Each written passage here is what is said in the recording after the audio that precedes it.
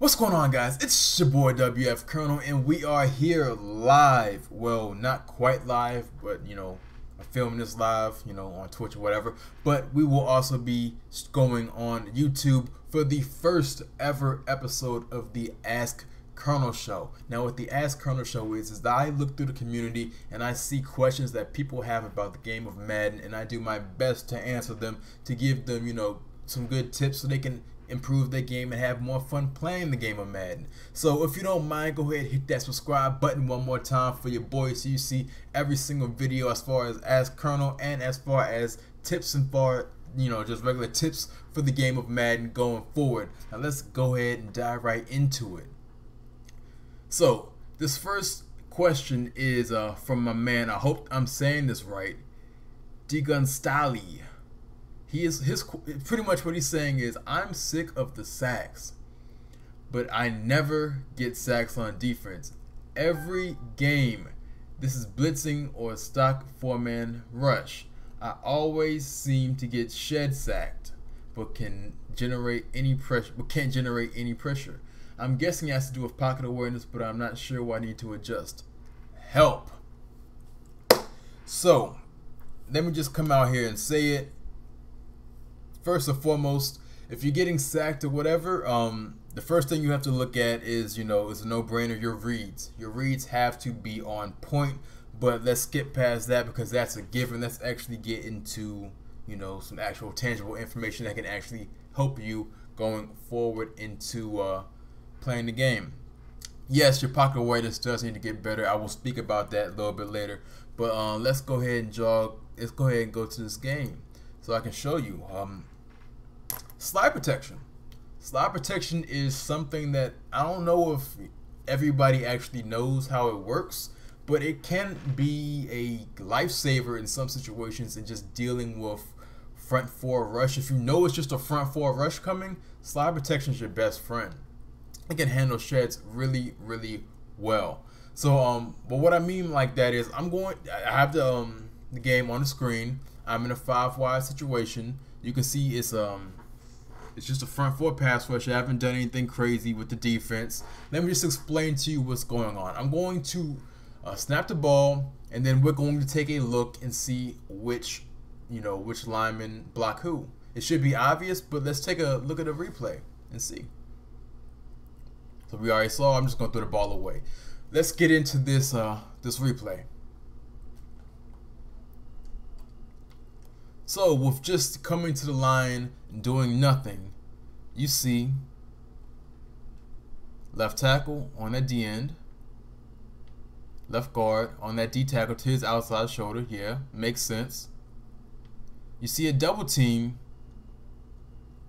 on this D tackle, like over the center and right guard. Makes sense. You see that right tackle taking on that D end by himself. So I say all that to say this: there's a kind of predictable pattern that you can get into as far as knowing who your guys are naturally going to block.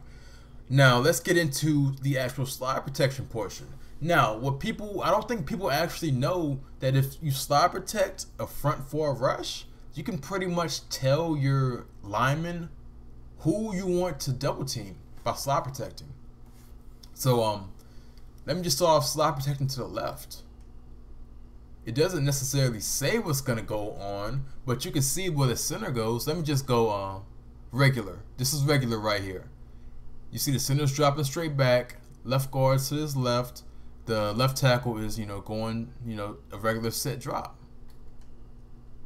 Slide protect left. The center's going left. You know that right now. You see the left guard, his angle is a little bit changed, but his block doesn't change really. And the tackle, his angle is a little bit to the left, but again, his block doesn't change. The right guard, he doesn't really change his set. The right tackle doesn't change his pass set. Snap the ball. This is what we got. Now you see what happened. Now if you paid attention to the first rush, you would have seen that the center and right guard double teamed homeboy right here. But with the slide protect left, you can say, okay, I want them to double team the the D tackle on the left. So you've pretty much told your line, I want him double teamed.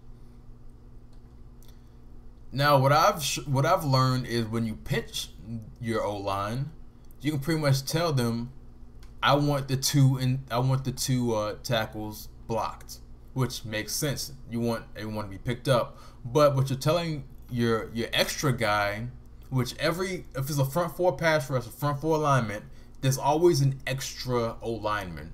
And you're pretty much telling them what you want them to do when you slide protect, just to make everything simple. Yes, it's a little more complicated, but to make things simple as possible, you're telling that extra guy what you want to happen. And that extra guy in the situation is between the guard and the center, the right guard and the center. He's the extra guy in this situation based on how the defense aligns. Now, if you go to pinch, which I just did, you're pretty much telling them, I want to double team that defensive tackle that's over top of the center. And that's what you get.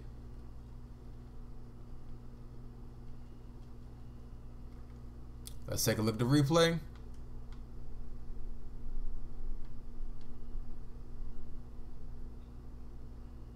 There you go.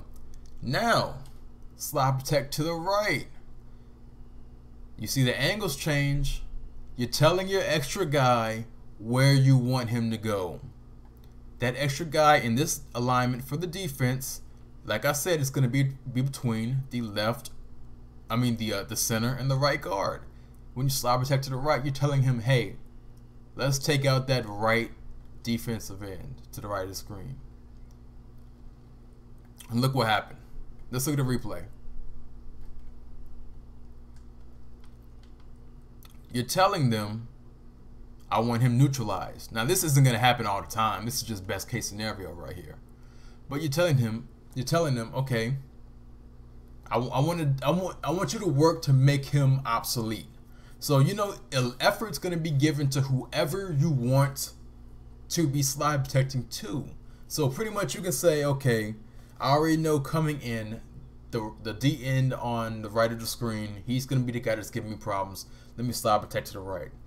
Oh, it's the D tackle in this alignment. Let's say this alignment is what you're seeing. The D tackle on the left, he's the one that's giving me problems. I'm going to slide protect to the left.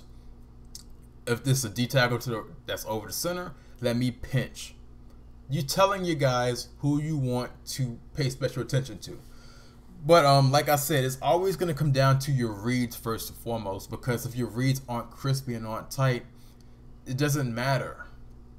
And pocket awareness, I'm about to go over that in a second, but yeah, slide protection is pretty much the thing that's going to give you the most time, the thing that you can manipulate that's going to give you the most time in the pocket. Also, you can, if you have a running back in, I obviously don't, I'm in a 5-wide set, you can block your running back. That gives you a little bit of, bonus protection, because I know the running back logic isn't that amazing this year, but he still is a potential blocker. He can potentially block whoever comes screaming off the block shed. So now you have, slide protection plus that blocker. So think about that as well.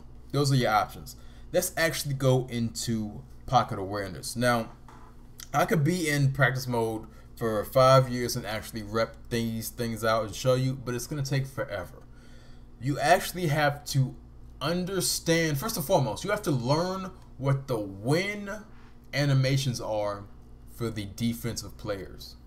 What I mean by that is Madden has a certain amount of animations that show stalemate, that show offensive lineman wins, and show defensive lineman wins. You have to learn the instant defensive line wins animations, and it doesn't take too long to do. Just get in practice mode for like an hour off of not even an hour really, just get in there for like 20 minutes, go up against the All Legends team, pick like one of the worst O-lines on offense, just for a team for you to use, and just watch what LT does. Watch what LT does. That will show you every single instant win that's in Madden. Is watch LT. But just learn the actual animations. That way you'll know. The good thing about the insta wins is even if the defense does get them, they still give you a path to maneuver with your quarterback. So you have to understand that even these aren't even necessarily insta wins, but I know you've been in a situation where the defensive ends have gotten all the way upfield, and you'll see them pretty much like let me hop in a replay. Maybe I can show you like a specific area where they'll the D ends will get to like right here, but they'll wrap around the tackles. The tackles will be rolling with them, but around this area, the defensive end will have the ability to, you know, curl in and sack the quarterback. This is kind of obvious when that happens, and you will have an obvious step up lane, you know, to kind of, you know, buy yourself more time, or if you want to scramble, depending on what kind of quarterback you have. You just have to understand what type of animations are going on. Even though your eyes are going to be down the field, you have to feel the pocket, which goes into pocket awareness. Now, certain defensive tackles will get bull rush animations. There aren't like a ton of insta win where they just win instantly, like if you're facing against a superior defensive end against your tackle.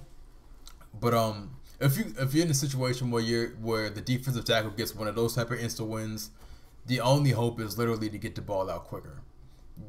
There's nothing there for you. I can't, you know, there's nothing I can do for you. But most of the time for defensive tackles, they're going to get, it's not going to be an instant win, but it's going to be like a win animation, like your typical block share that you'll see. But just you'll still have about a second and a half to get the ball off, and they still have to get to you. So you just have to understand, you have to have hot reads and everything as well. And just like I said, learn what the animations are so you know what's available to you when you do, you know, kind of through your peripheral look down and see the rush. So that's my answer to you, my man, Digo Standing. Hopefully you're able to take that and improve your game. If you like what I said, go ahead, hit that subscribe button, because, you know, I appreciate that, and I appreciate the question. Even though it's just on Mudhead, I appreciate the question, and I'll, you know, do my best to give you good answers. So if anyone else has any questions, go ahead, leave that in the comments for your boy Colonel. I'll get back to you on the next one. All right.